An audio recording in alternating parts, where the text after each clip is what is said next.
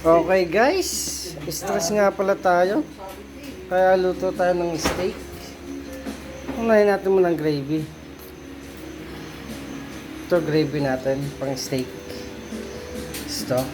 Ano naman guys? Ang laki ito. Ano ba gusto yung luto nyo dito? Diyan, nahulog pa. Guys, anong gusto yung luto dito? Rare? Medium well? Well done?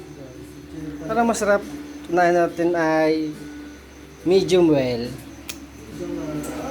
Dapat di ako kita. Ay, kita ka. Uy, well done.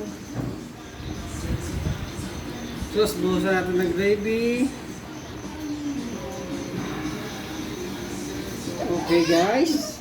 Pulutan. Tingnan natin.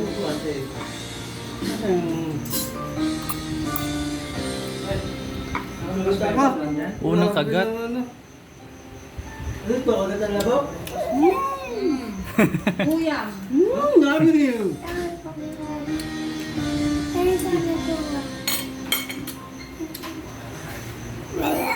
Ano ba? Pagtingin, pati yung chua. Pati.